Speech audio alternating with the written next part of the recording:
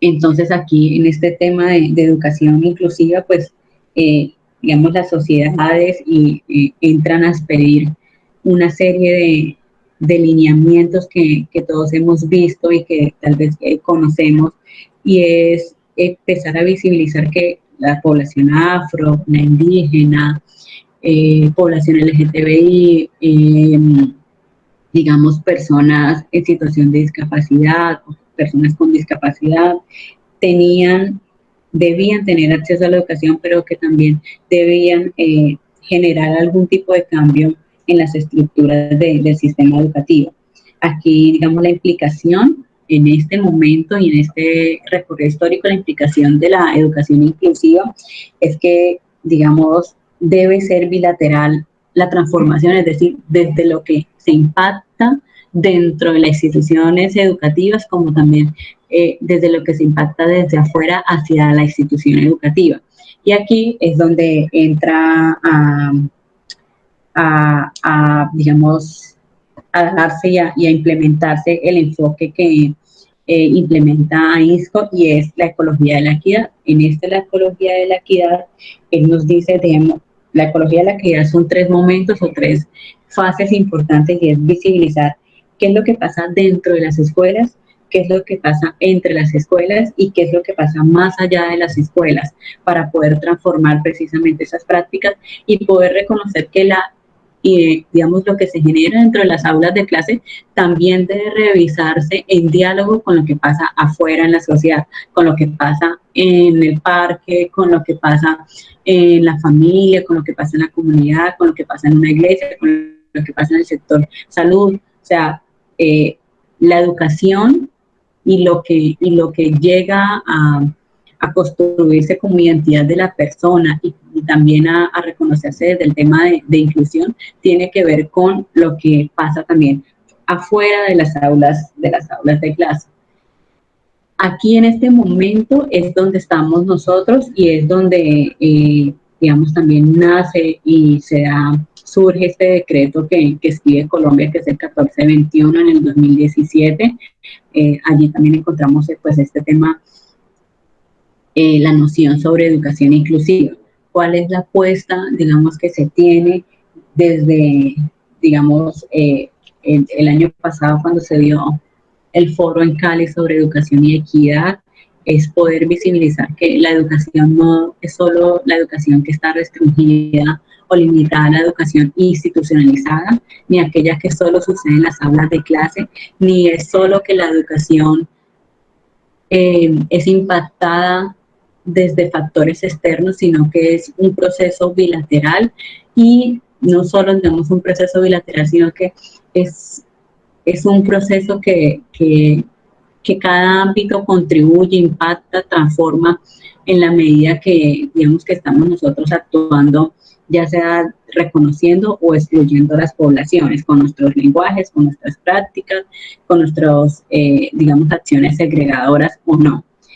La apuesta entonces es poder hablar ya de educación para la inclusión, a partir precisamente de esos hechos que nombramos ahora, que además de preocuparnos, digamos, por el tema de la población con discapacidad, pues hay múltiples poblaciones que también han sido marginadas, múltiples poblaciones que también, digamos, deben tener un proceso y un reconocimiento dentro de la sociedad y dentro de la historia de la humanidad, para poder nosotros minimizar esas acciones de discriminación, el rechazo, la segregación, el exterminio sobre las personas, y poder producir, digamos, un impacto global, y no solo, digamos, desde el individuo, o sea, no solo desde el individuo como estudiante o como alumno, sino como digamos, como una persona que hace parte de un colectivo y de una sociedad que tiene igualmente derechos dentro del aula, pero también fuera de ella, cuando ya labore, cuando vaya a una cita médica, cuando vaya a un parque, que, digamos, empiecen a transformar no solo el sector educativo, sino todos los ámbitos sociales. Entonces acá la apuesta es poder circular la educación o la inclusión de la escolarización al reconocimiento, al diálogo, a la valoración de la diversidad y algo importante aquí que también reconoce Cheita, Rosa Blanco, Melaísco, es que la educación por sí sola, digamos, no puede compensar todas las desigualdades sociales y que es un rol y es una transformación que debemos hacer cada uno de nosotros. Esta es, digamos, la apuesta que tenemos y es poder decir que estamos todos los ámbitos siendo, digamos, impactados y se da digamos, un accionar conjunto que lo ambiental impacta lo político, lo cultural y, digamos, de diferentes maneras y que dentro de esos ámbitos en los que nos movilizamos todos, pues están las diferentes poblaciones y las diferentes poblaciones y las diferentes características que tenemos nosotros como seres diversos. Es decir, yo además de ser mujer, puedo ser mujer pobre y además tengo una característica que es indígena, pero además tengo una característica que es rural. Entonces hay muchas, digamos, muchos grupos poblacionales del que una sola persona puede hacer parte y que no necesariamente es discapacidad y que es precisamente ese el propósito y el objetivo que tenemos nosotros para poder visibilizar que cada persona, digamos, hace parte de esa población diversa y que cada uno tiene características diferentes. Acá nosotros reconocemos entonces qué grupos poblacionales, los de ciclo de vida, los de género, los de condición, los de origen étnico, que cada uno de ellos, pues, ha sido incluido o excluido. Aquí es importante ya para terminar, anotar, digamos, que este tema de exclusión o este tema de inclusión siempre nace o surge por motivos ya sea de exclusión y de segregación y se da, digamos, en los diferentes grupos poblacionales. Acá vuelvo y quiero hacer énfasis en que cada uno de nosotros podemos tener una diversidad y podemos hacer parte de diferentes grupos poblacionales y que somos igualmente, nos movilizamos en los diferentes ámbitos y es por eso que el llamado no es hablar solo de educación inclusiva, es decir, solo de la inclusión que se da en el aula de clase, sino aquella que va a permitir que se transformen todos los demás ámbitos y niveles sociales que tenemos nosotros en la sociedad, con todas las poblaciones diversas que tiene actualmente la sociedad y que pues ya nosotros conocemos los diferentes lineamientos que desean y que dan soporte a que exista y que se hable de inclusión para todas las poblaciones.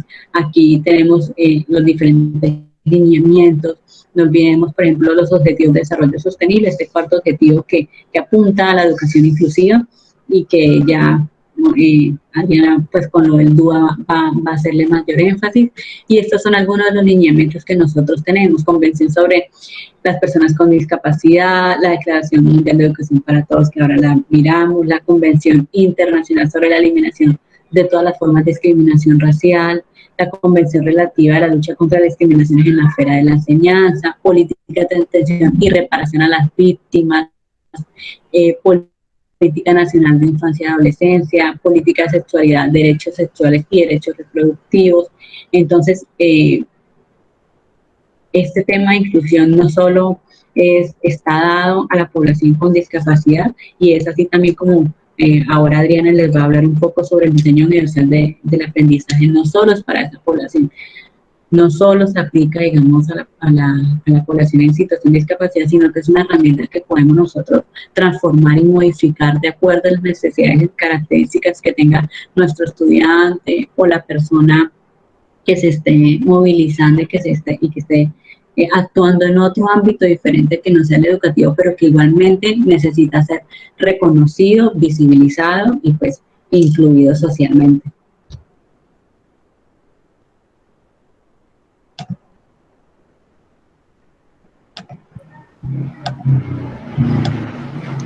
Oh, qué bueno, querida Ariana, qué recorrido tan interesante que nos has hecho. Pienso que vamos a dejar que Adriana haga su presentación y para todos los asistentes, si quieren, pueden ir colocando sus preguntas, bien sea en el chat o bueno, para que conversemos ahorita al final, pero qué bueno, qué interesante. Adriana, entonces, el auditorio es tuyo. Muchas gracias, profe Marta. Bueno, digamos que inicialmente agradecer la invitación. Como decía Eliana, para la maestría es un gusto poder participar y de alguna manera aportar en estas conversaciones. Me gusta mucho ese nombre que le han dado, ¿no? Conversaciones para acompañar a los maestros y maestras en estos tiempos. Digamos que no me voy a centrar mucho en el DUA y digamos que un poco en el PR, no tanto en el sentido de pronto teórico-técnico, de explicar cómo se desarrolla. Voy a abordar algunos asuntos, ¿cierto? Que, digamos, han surgido de experiencias de implementación, de acompañamiento de experiencias de implementación en asesorías. Entonces, bueno, que digamos un poco abordar estos asuntos para invitarles pues como a la reflexión y bueno, digamos que estaría interesante para efectos de lo que implica una conversación que pudieran irnos pues como escribiendo allí y poder un poco como dialogar no solamente desde lo que estoy yo pensando interesante de abordar, sino que también digamos de los asuntos que ustedes consideren y estén requiriendo digamos como conversar, ¿no? Bueno, la profesora Marta nos contaba que la semana pasada habían abordado el tema del DUA y es interesante, digamos, este tema porque pudiera uno pensar, pues digamos que bajo la definición de lo que es el diseño universal de aprendizaje o para el aprendizaje, digamos, como conjunto de principios y estrategias que incrementan la posibilidad del aprendizaje, pero además que posibilitan una flexibilidad en las prácticas pedagógicas. Y podría uno pensar allí que este asunto de la flexibilización de las prácticas pedagógicas, pues es interesante porque estaría, la invitación, digamos, es a que esté más acorde a la diversidad que hay en el aula o fuera de ella, si se implementa, ¿cierto? Entonces, digamos, lo que desde acá vale la pena porque reflexionarlo porque en algún momento cuando se empezó, digamos, el tema de, pues a través del decreto 1421 a conversar el tema de la implementación del PIAR, del Plan Individual de Ajustes Razonables, pues un poco como que se tendió a desconocer como las fortalezas de la implementación de un diseño universal para el aprendizaje, ¿cierto? Ustedes revisan los principios que orientan este diseño, tienen que ver con las múltiples formas de representación, múltiples formas de expresión y de implicación. Y uno puede, digamos, pensar que esto aplica a cualquier escenario pedagógico, ¿verdad? No tendría uno que, digamos, ceñirse a que los estudiantes o las personas que participan del espacio pedagógico tengan cierta característica específica, digamos. Precisamente para tratar de abordar esa diversidad, pues esta es una opción muy interesante, porque permite cabida a las diversas formas de aprender, si se quiere, digamos, llamar de esa manera, ¿verdad? Entonces, bueno, pueden, digamos, si quieren, si están interesados en abordar el tema del DUA, leer un poco a Carmen Alba Pastor, podrían leerla a ella, y bueno, profundizar, digamos, allí. Y sobre todo, tratar de implementar, ¿verdad?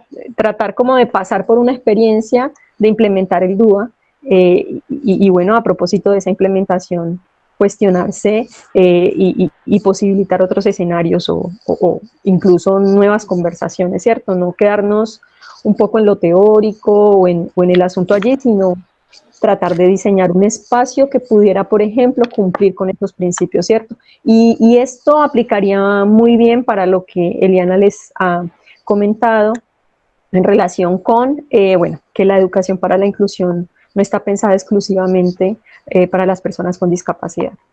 Y bueno, ya un poco lo que tiene que ver más con el plan individual de ajustes razonables, digamos lo que nosotros en la maestría ofrecimos un diplomado cuando un poco estaba reciente el decreto, y fue, digamos, de entrada evidente un poco como la resistencia frente a la implementación, por supuesto por lo que implica, ¿no? Digamos lo que implica una transformación, lo mismo que en el DUA, implica una transformación de la práctica pedagógica, implica unos tiempos, pensar, digamos, la intervención o la práctica pedagógica muy diferente.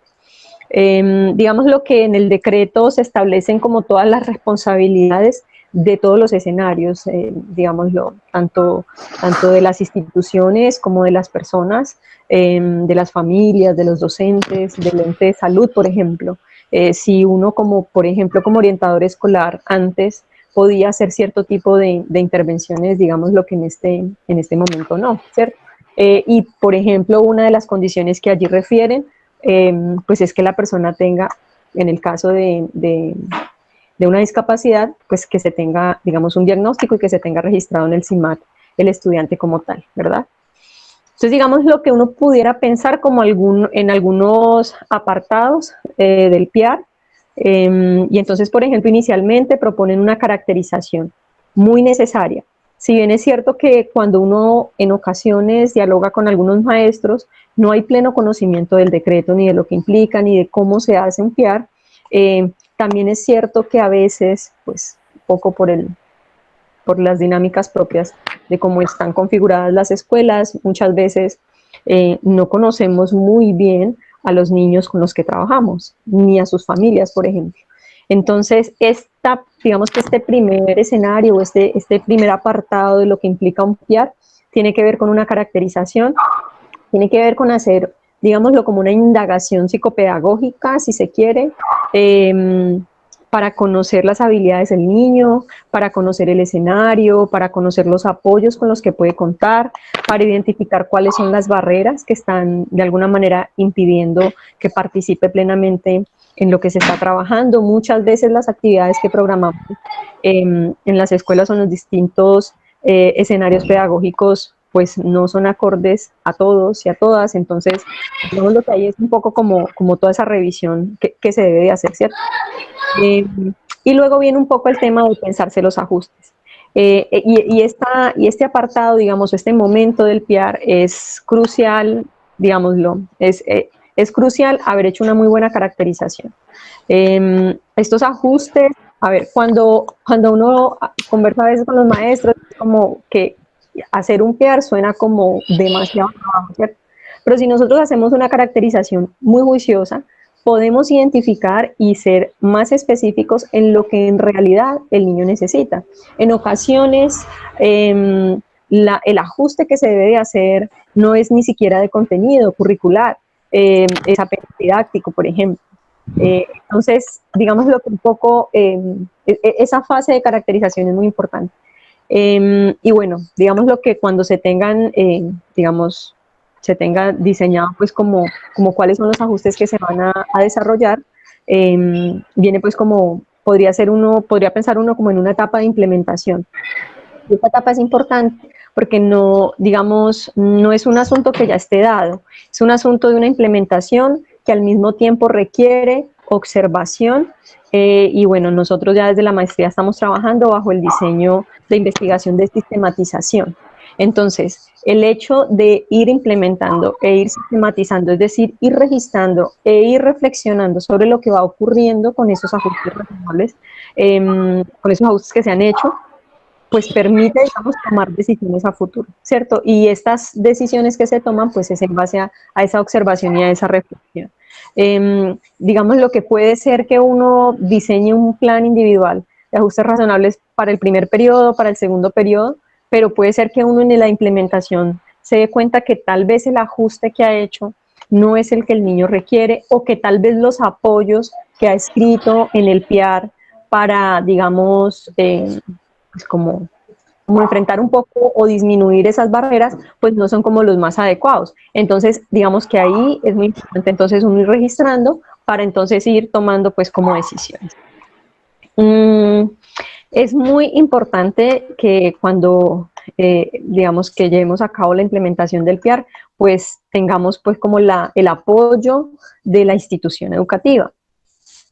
El asunto de diseñar e implementar un PIAR no es, digamos, o no debe ser solo prioridad del maestro o de la maestra que está en clase o en aula con el niño o la niña. Es un asunto que debe involucrar a toda la institución. Y esto lo digo porque finalmente cuando uno va registrando en el PIAR lo que va ocurriendo, de acuerdo a los ajustes que se han hecho, pues esto va a ir a alimentar, digamos, a los documentos, digamos, maestros de la institución, ¿cierto? Para, pues, digamos, poder tomar decisiones a nivel institucional y que en realidad se esté trabajando por una cultura para la inclusión, ¿verdad? Que las prácticas, digamos, que se vayan transformando y que se vayan, digamos, de alguna manera institucionalizando. Pues para que no se convierta en asuntos aislados, o que este profe hace un PIAR con esta niña, pero no lo conoce la institución, no sabe que lo está desarrollando, y no lo conoce, por ejemplo, la familia, que es con quien también tenemos que trabajar muy de la mano, y por eso también digamos que es importante en la caracterización tenerla muy en cuenta, ¿cierto? En la maestría, a propósito de la asesoría de un trabajo de implementación del PIAR, pues digamos que se decidió armar un proyecto, que es el que con la profesora Diana Cruz estamos liderando, que tiene que ver con la sistematización de experiencias de implementación del PIAR en 11 instituciones del departamento del Huila, rurales y urbanas. Allí digamos que tomamos pues como algunas decisiones en relación a la experiencia previa, y es que estamos digamos en el ejercicio de implementar no solo PIAR sino también DUA, precisamente un poco como para poder escribir acerca como de las ganancias que para la práctica pedagógica tiene, por ejemplo, el empleo de este diseño, y lo que podría uno evitarse, digamos, de alguna manera, de no entrar un poco como en que a cada niño que no responde al lineamiento que hay, entonces hay que hacerle un PIAR. Pues no funciona así, ¿verdad? Bueno, no es como la idea de que funcione así. Un poco la tarea es precisamente poder identificar quiénes en realidad necesitan un PIAR para poder, digamos, hacer el ajuste que sea necesario y pues poder, digamos, intervenir adecuadamente, ¿cierto? Porque si no, nos vamos a llenar de una cantidad de papeles que en realidad no van a responder a las necesidades de los niños. Un poco les mencionaba, nosotros desde el proyecto estamos trabajando el diseño de sistematización de experiencias, porque hemos un poco dado cuenta que nos permite pensar, reflexionar continuamente acerca de la práctica pedagógica, ¿cierto? Y también un poco pues como desde las prácticas investigativas, y un poco trabajar pues como en pro de transformar, no solamente transformar el entorno en el que desarrollamos la investigación, sino que transformar, digamos, las propias prácticas, ¿verdad? Que pues uno en ocasiones pues como que no las reflexiona y bueno, podría uno entrar en asuntos que no, pues digamos como que corresponden con una cultura, digamos, de educación para la inclusión.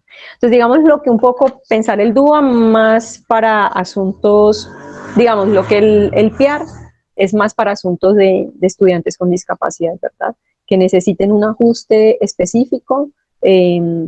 Bueno, también puede ser que necesiten bastantes ajustes, depende, digamos, al tipo de discapacidad, depende de la institución. Y que bueno, también digamos que ahí es muy importante revisar la capacidad de la institución para ir gestionando, por ejemplo, el tema de los apoyos, ¿cierto?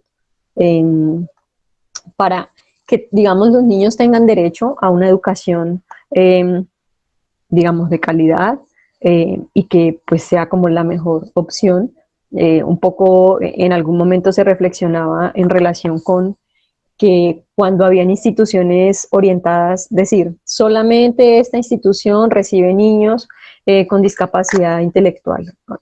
O con discapacidad visual, por ejemplo, y entonces los niños tenían que hacer recorridos, digamos, las familias entrar en unos gastos que pues, digamos, lo que en muchas ocasiones, pues, no podían. Entonces, un poco la idea es que puedan los niños acceder a la escuela más cercana, y que en esta escuela, pues, como que se empiece a trabajar pues estas prácticas, digámoslo, orientadas a una educación para la inclusión, ¿cierto? Em, no sé qué más contarles. Me gustaría pues como escucharles qué inquietudes.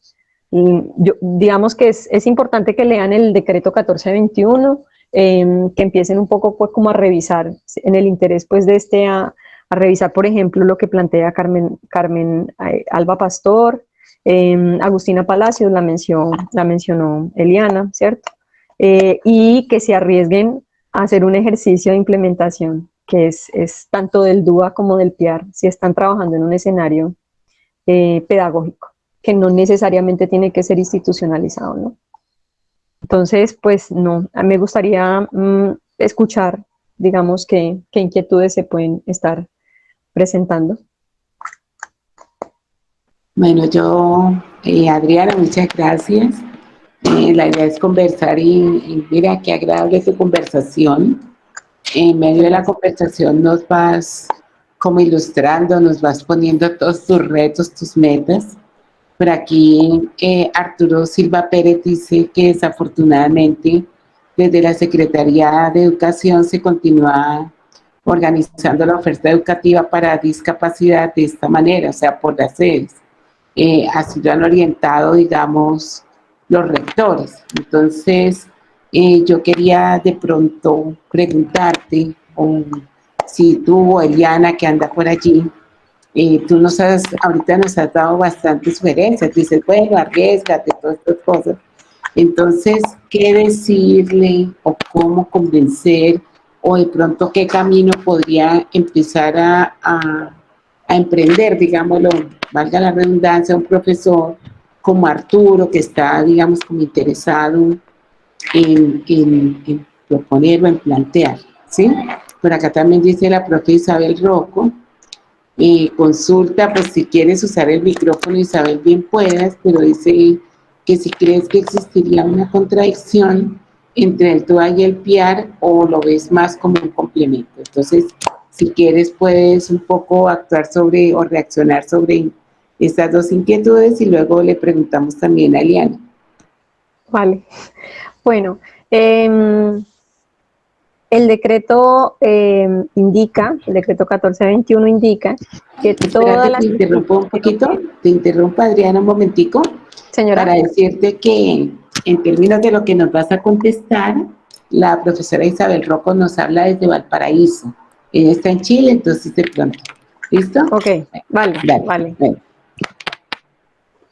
Bueno, digamos que un poco lo que decía es que el decreto indica que todas las instituciones educativas, digamos que deben atender estudiantes con discapacidad, ¿cierto? Sin embargo, es que, pues, toma su tiempo. Yo creo que toma su tiempo llegar a eso porque incluso, digamos, los recursos por cómo se estaba organizado antes, pues están de alguna manera focalizados. Sobre todo, por ejemplo, el tema de la inclusión a personas, digamos, con discapacidad auditiva, ¿cierto? Por ejemplo, el caso de la normal, pues tienen, digamos, personas, digamos, los intérpretes, es decir, tienen todo el recurso puesto allí y pensaría uno que, pues es allá donde uno lo tiene que matricular, ¿cierto? Si uno tiene un hijo, un estudiante o un conocido con alguna discapacidad, pues en este sentido. Pero no es este el sentido de la norma, no es este el sentido. Digamos que hacia allá tendríamos que transitar. Y bueno, yo soy un poco de pensar que la manera un poco, a veces que uno entiende que es difícil, ¿cierto? Yo mismo he trabajado en colegios, no solo privados, sino públicos. Pero cuando, digamos, uno encuentra algunas personas como cómplices para empezar a andar una propuesta y la empieza uno pues como a fortalecer, empieza uno como a evidenciar las ganancias de trabajar de esta manera, ¿no? De una forma colaborativa. Yo pienso que es una cultura que se va, digamos, como gestionando. Ahora, pues evidentemente las secretarías tienen pues allí como su papel para hacer cumplir, digamos, como lo que... Sí, porque escucha uno también incluso casos, por ejemplo, en los que pues las mismas instituciones dicen acá no lo matricule, remítelo a tal par. Pues digamos que no sería digamos que un poco por eso mencionaba lo interesante del diseño que estamos implementando, porque no es solamente pretender transformar al otro, sino transformar la propia práctica. Entonces, pudiera uno pensar, pues habrán instituciones que de pronto no lo están cumpliendo o no están empezando a implementarlo, pero empecemos nosotros. Y por eso también, digamos, nosotros queremos sistematizar una experiencia amplia en todo el departamento o en varios municipios, para mostrar un poco como los resultados, empezar un poco como a contarle a los profes que, pues, como las ganancias, pues, como lo interesante de implementarlo. Entonces, no desconozco como el papel de algunos, digamos, de algunas instituciones necesarios, pero también digamos que parte, pienso yo, de las prácticas que uno empiece a desarrollar en las escuelas. Y con respecto, bueno, acá con respecto a la pregunta de la profesora, pues no sé si es profesora, Isabel. Sí, profesora, sí. Vale, de la profe Isabel, yo no creo que se contradigan, yo creo que un poco trataba como de contar que pudiera ser el DUA una suerte de estrategia, digámoslo, para desarrollar prácticas pedagógicas que atiendan la diversidad de las personas con las que estamos desarrollando el escenario pedagógico, ¿cierto? Sea en una escuela o en un barrio o en una comunidad. Y digamos lo que ya un poco la herramienta del PIAR ya tendría que ver con un asunto, pienso yo, digamos, más específico que, digamos, a través de la implementación del DUA no se pueda cubrir.